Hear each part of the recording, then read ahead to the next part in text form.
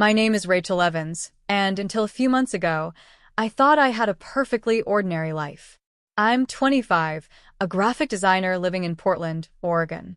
I have a small apartment with creaky floorboards and windows that whistle when it rains. I drink too much coffee, I talk to my plants, and I call my parents David and Linda Evans every Sunday without fail. I always believed we were a close-knit family. Not perfect, but grounded. Real. Loving. David works as a high school biology teacher, the kind students actually like, and Linda runs a floral shop on Hawthorne Boulevard. Growing up, my life was sprinkled with the scent of chalk dust and fresh lilies. My mom would braid my hair before school, humming old Fleetwood Mac songs, while Dad packed my lunch and slipped silly notes into my brown paper bag. That was my world, comfortably predictable, gently boring, and completely mine. But I always had this quiet itch inside me, a strange feeling I could never quite explain. I didn't look like either of my parents.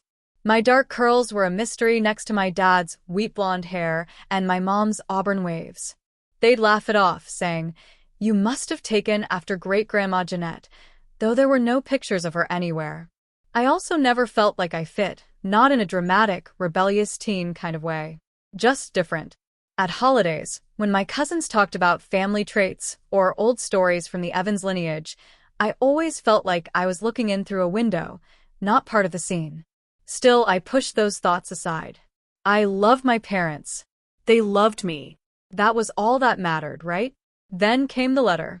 It arrived on a Wednesday, sandwiched between junk mail and a coupon flyer. A pale blue envelope with no return address. My name was handwritten on the front in elegant, looping cursive. Inside was a single sheet of paper. "You deserve the truth. Ask them about August 15th, 1999. A friend." That was it. No signature. No explanation. I stared at the letter for what felt like hours. August 15th, 1999. My birthday. The day I was born. Or so I thought. That evening, during our weekly phone call, I couldn't bring myself to ask. I wanted to. The words were in my throat, pressing hard against my voice, but I choked. Instead, I listened to my mom tell me about a difficult customer at her shop and my dad rave about a student's science fair volcano. After we hung up, I sat in silence. That letter had cracked something open. A whisper I'd been ignoring my whole life suddenly became a scream. The next day, I visited their house. I told them I missed them, that I wanted to surprise them. My mom cried happy tears and my dad made pancakes, just like he used to when I was a kid. But I wasn't there for pancakes. That night, after they went to bed, I crept downstairs to the den. That room had always been off-limits when I was a child. Dad's workspace, they called it. But something told me I'd find answers there. I quietly opened drawers, thumbed through photo albums and tax files. Nothing unusual, until I found the locked cabinet. It was tucked behind old encyclopedias, almost invisible. I ran my fingers across it and felt a faint groove where a keyhole sat. My heart thudded. I knew where they kept the spare keys. Everyone hides them in the same places: junk drawer, cookie jar, bottom of the sewing kit. It took 5 minutes. The lock clicked open with a reluctant sigh. Inside was a stack of manila envelopes and one dusty shoebox. I opened the envelopes first: birth certificates, medical forms, my school records, even drawings I had made as a toddler. But one folder was different. Older. Thicker. The name on the tab said, Rachel Marie, Legal Docs. Marie wasn't my middle name. With trembling hands, I opened it. The first page was an adoption decree. My name, my birth date, my adoptive parents, David and Linda Evans. I couldn't breathe. My fingers flew through the rest of the file. Hospital paperwork from a town I'd never heard of, Ashland, Missouri. A birth certificate with a different last name, Rachel Marie Dawson. There was a letter, too. A short note from someone named Melanie Dawson, signed with shaking penmanship. To whoever raises her, please tell her when the time is right. Please let her know I did this out of love. My vision blurred. The words smeared into ink stains through my tears. They lied to me. My whole life had been wrapped in a lie. I sat there on the den floor, surrounded by broken truths and shadows, feeling like a stranger in my own skin. The next morning, I left before they woke up. I couldn't face them. Not yet. But I knew one thing. This wasn't just a family secret. This was the start of a journey I never asked for, a journey to find out who I really was and why the truth had been buried for 25 years. The car ride home from my parents' house was a blur. The sunrise cast long shadows across the freeway, but all I saw were those words echoing in my mind. Please tell her when the time is right. They never told me. For days, I didn't eat much. I couldn't sleep either. I kept the adoption papers locked in the bottom drawer of my nightstand, but it felt like they pulsed with heat, like they were alive. Every time I passed the drawer, I felt like it called to me, demanding answers. I started avoiding my parents' calls. I'd stare at the screen as Mom or Dad flashed across it and let it ring out. They left cheerful voicemails at first, asking if I was busy or if I wanted to do lunch. Then came the worried texts. Are you okay? Did we do something? Rachel, please call us. I couldn't respond. Not yet. Instead, I sat at my laptop and began digging. I typed in Ashland, Missouri, and searched local hospitals. Only one fit the timeline: St. Clair's Medical Center, a small county hospital that had since been shut down. I dug deeper, scouring online archives, looking for any hint of a Melanie Dawson. It didn't take long to find her name. A local news clipping from 1999 mentioned a Melanie Dawson, 18, who gave birth and then placed the baby in private adoption shortly after delivery. No details, no photos. Just a name. But it was enough. I kept searching. Obituaries. Facebook. Yearbooks. Anything. Finally, I found her. Melanie Dawson now went by Melanie Keller, living in Springfield, Missouri, just a few hours from where I was supposedly born. Her profile was mostly private, but her display photo showed a woman in her early 40s with warm brown eyes and dark curly hair. The same eyes I saw in the mirror every day. I froze. Was this my mother? That word, mother, suddenly didn't feel like it belonged to Linda anymore. That scared me more than anything. I thought I was angry. I wanted to be.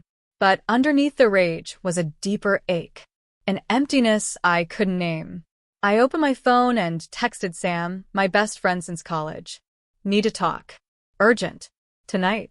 We met that night at our usual spot, Groundline Cafe on Hawthorne, the place we always joked had better therapy than any actual therapist. Sam arrived with 2 lattes and a curious look. You look like you've seen a ghost, she said, sliding mine across the table. I didn't respond immediately. I just handed her the adoption papers. She read in silence, then blinked up at me, stunned. Holy crap. Yeah. Have you talked to them? I shook my head. I found this 4 days ago. I haven't said a word. Sam leaned in, her voice low. So, what now? Are you going to confront them? I don't know, I said. I keep going back and forth. I want to scream at them. I want to ask why. But I'm afraid. What if there's more they're hiding? She nodded slowly. Or, what if they were trying to protect you? That thought stung. Because part of me knew that might be true. But did protection mean erasing my history? I left the cafe with one decision made. I had to contact Melanie. I didn't tell my parents I was leaving town.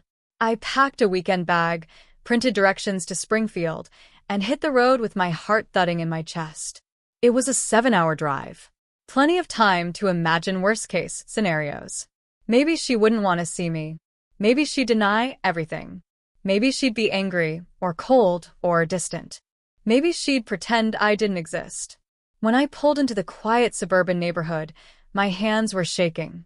I found the address, a modest house with a navy blue door and a wreath that said, "Home is where the heart is." I parked but didn't get out.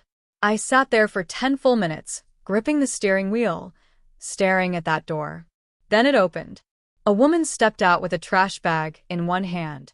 Her hair was pulled back, and she was wearing sweats and a faded hoodie. I couldn't see her face clearly, but I felt it. I knew. It was her. Before I could lose my nerve, I got out of the car. "Excuse me," I said. She turned, startled. Her eyes locked on mine, and in an instant, her expression changed. The bag dropped from her hand. Rachel. My heart stopped. You know who I am? I whispered. Her lips parted, trembling. Yes. Yes, of course I do. Her voice cracked. You look just like your grandfather. I didn't know what to say. My throat tightened. Why didn't you ever try to find me? She took a step forward, tears already welling. I did. But the adoption was closed. Your parents, they wanted a clean break. And I thought if I interfered, it would mess everything up for you. I could barely breathe. Do you want to come in? She asked, voice fragile. I nodded. Inside her home, every wall was covered with family photos. 2 younger kids, teens, smiled from graduation pictures and soccer trophies. Melanie handed me a cup of tea and sat across from me, hands folded tightly in her lap. I never stopped thinking about you, she said. Every birthday, every Christmas, I'd light a candle and whisper your name. I didn't know whether to cry or scream. Instead, I asked the only question that mattered in that moment. Why? She sighed, looking away. Because I was a scared kid. No job, no support. My parents were furious. They made me choose, give you up or leave the house. I didn't even get to hold you. Just signed the papers and cried for months. My vision blurred. She reached across the table, hesitantly. I know you probably hate me. I shook my head. I don't. I don't know anything right now. Her hand trembled as it rested atop mine. I want to tell you everything, Rachel. Everything you were never told. I spent 3 hours in Melanie's kitchen that day. 3 hours listening to a story I never knew I was a part of. She told me about the night I was born, how she went into labor alone in a shelter after her parents threw her out, how the nurses at St. Clair's comforted her as she signed the adoption paperwork through tears. She remembered the nurse who said I had the most alert eyes she'd ever seen on a newborn. Then she told me about the months that followed, how she used to sit outside the adoption agency, hoping someone might give her an update. She even mailed a letter once, begging them to tell her if I was happy, if I was safe. They never responded. I thought about trying to find you when you turned 18, she admitted, fingers nervously wrapped around a mug. But I didn't want to confuse you. I assumed your parents told you everything. I exhaled sharply. They didn't. Not a word. A silence hung between us, thick with the weight of 25 missing years. When I finally got back to Portland that evening, my phone was full of missed calls. Mom, Dad. Even Aunt Marie. I knew they were beginning to sense something was wrong. And it was. The next day, I made a decision. No more hiding. No more avoidance. It was time to confront them. I drove to my childhood home unannounced. As soon as my mom opened the door and saw my face, her expression shifted from joy to fear. Rachel, she said, voice small. Is everything okay? I didn't speak. I just walked in and placed the folder on the kitchen table. Dad came into the room and froze. He looked at the folder, then at me. Where did you find that? He asked, his voice cautious. In your locked cabinet, I replied. The one you told me never to touch. They exchanged glances. Then Mom reached for my hand. We were going to tell you, she whispered. When? I asked, voice rising.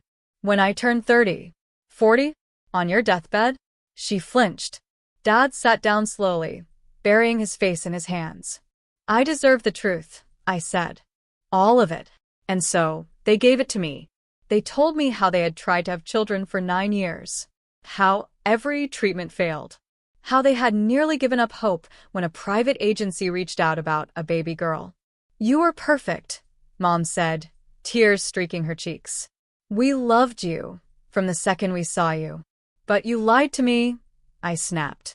You took away my choice. My identity. Dad looked up, his eyes red. We thought we were protecting you. We wanted you to grow up without feeling less than. We thought, maybe if we loved you hard enough, it wouldn't matter. But it does matter, I said. Because now I don't know who I am. We argued for hours. There was shouting, crying, long silences where none of us knew what to say. Eventually, I left. But my heart didn't feel any lighter. The next week was a blur. I went to work, but I couldn't focus. Every face I designed, every shape I drew, felt like it belonged to someone else. I kept replaying both stories, Melanie's and my parents', trying to stitch them together into something that made sense. But it didn't. I started having dreams. In them, I was a child again, standing between two houses. One was my home. The other was unfamiliar, shadowed, but calling to me. I'd wake up sweating, heart pounding. Something inside me knew this wasn't over. One night, I got a message from Melanie. "I want you to meet someone. Your grandfather. He's sick, and he's been asking for you. No pressure. But I thought you should know." I stared at the screen for a long time. Grandfather. That word felt both foreign and familiar. The next morning, I called in sick to work and booked a ticket back to Springfield. When I arrived, Melanie picked me up from the airport. We drove in silence for most of the ride. I could tell she was nervous, afraid maybe I'd change my mind. We pulled up to a modest brick house. Inside, the air smelled like old books and menthol. A frail man sat in a recliner by the window, oxygen tank at his side. His eyes, my eyes, lit up when he saw me. "Rachel," he rasped. I nodded, unsure whether to cry or run. He motioned for me to come closer. I did. He took my hand in his gnarled fingers and smiled. "You look just like your mother did at your age." "I didn't know about you," I said softly. He closed his eyes, pain etched across his face. That was our mistake. We were too proud, too angry. Melanie sat beside him and placed a hand on his shoulder. "She was alone," I whispered. He nodded slowly. "And I'll never forgive myself for that." We talked for an hour. He told me about his life, how he'd fought in Vietnam, loved jazz, and used to carry Melanie on his shoulders through fall leaves. He apologized more times than I could count. "I don't expect you to forgive us," he said before I left. "But I'm glad I got to see you before I go." And I was glad too, despite everything. Back in Portland, I sat in my apartment for hours, surrounded by pictures, some old, some new. A photo of me as a baby in Linda's arms. A picture Melanie gave me of her holding a stuffed bear, pregnant and scared at 17.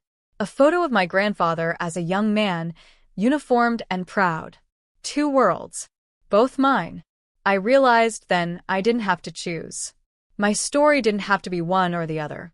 I could be Rachel Evans and Rachel Dawson. And that choice, my choice, was finally mine to make. A week after visiting my grandfather, he passed away. Melanie called me the morning after. Her voice was soft, fragile, like a thread unraveling. "He asked for you before he closed his eyes," she said. "Said he felt peace knowing you came." I sat in my apartment, holding the phone in one hand and a photo of him in the other. A strange mix of sorrow and guilt flooded me. Grief for a man I'd just met, and pain for the years I would never get with him. That night, I made the decision to attend the funeral. Linda and David weren't happy when I told them. "You're flying back to Missouri?" Dad asked, visibly tense. "Yes," I said. "I want to be there for him. For her." Mom's voice cracked. "Rachel, please. Don't let them take you from us." I clenched my jaw. "They didn't take me. You kept them from me." It was the first time I'd said it out loud. The words felt like knives, but they needed to be said. I hung up, packed my bag, and flew out that night. The funeral was quiet, close family, and a few neighbors. Melanie stood beside me, arms gently brushing mine when I trembled. I felt like I didn't belong, and yet I also felt strangely at home. After the service, I met more of my biological family, an aunt named Carrie, a cousin who worked in social services, and a distant relative who gave me an old baby rattle she claimed Melanie had picked out for me before I was born. It was overwhelming. Everyone was kind, welcoming, warm, but the questions swirled in my mind like a storm. Who was I supposed to be now? Back in Portland, everything felt dim. My apartment, once cozy, now felt unfamiliar. My friends tiptoed around the subject. Even Sam, my most trusted confidant, seemed unsure what to say anymore.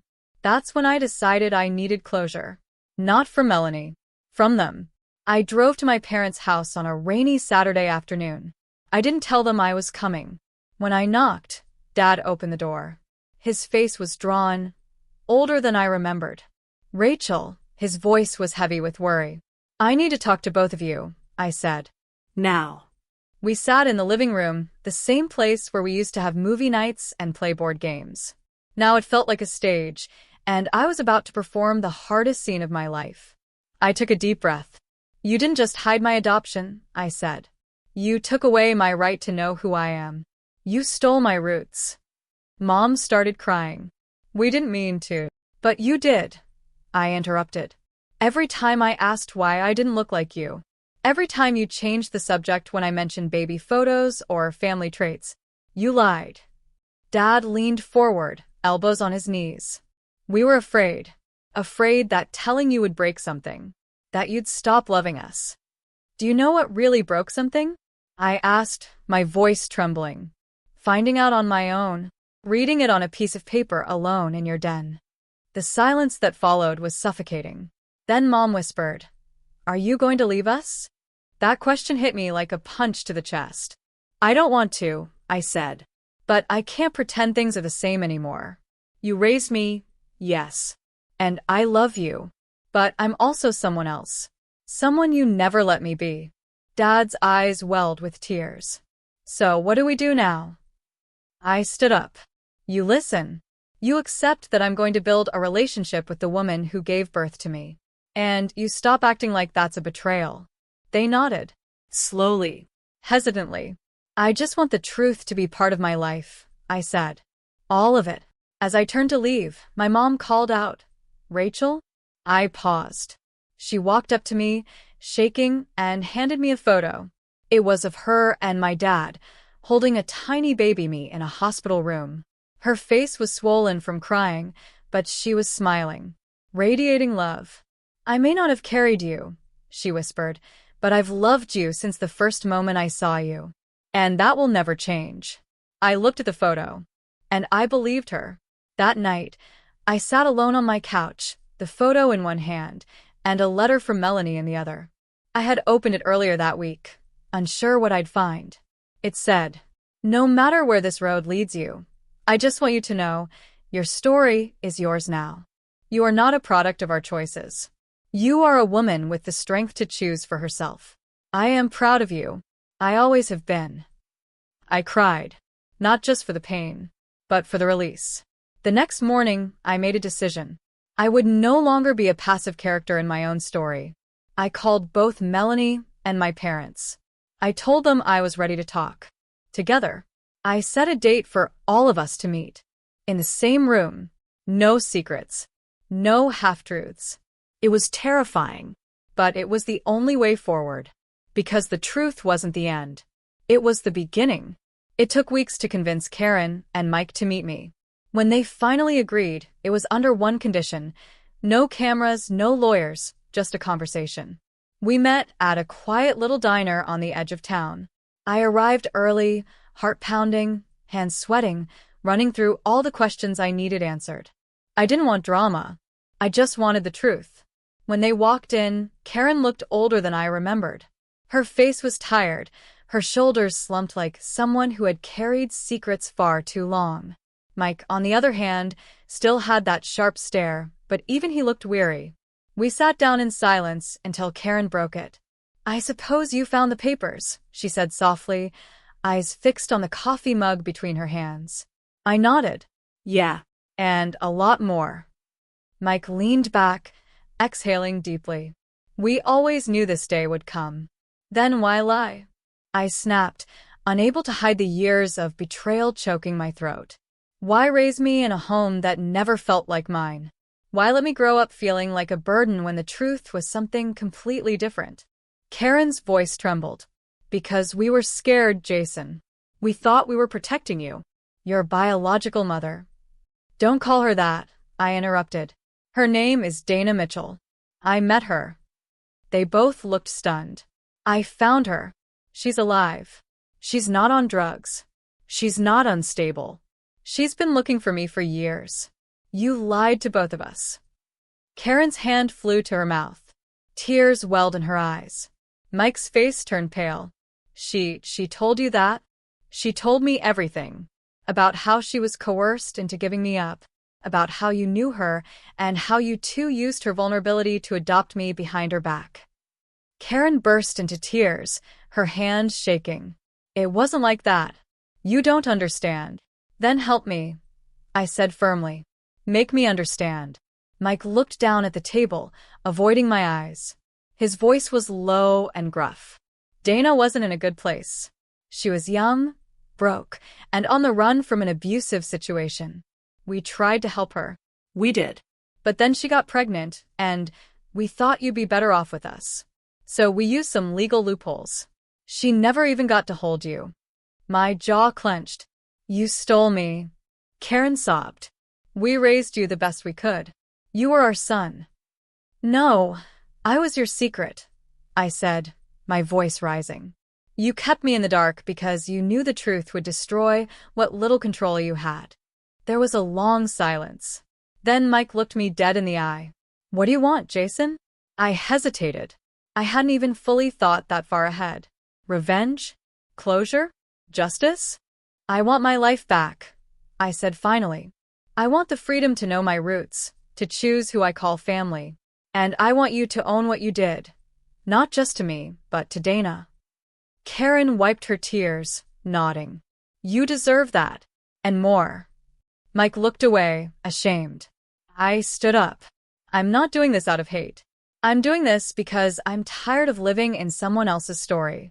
I'm writing my own now. As I walked out of that diner, I didn't feel lighter.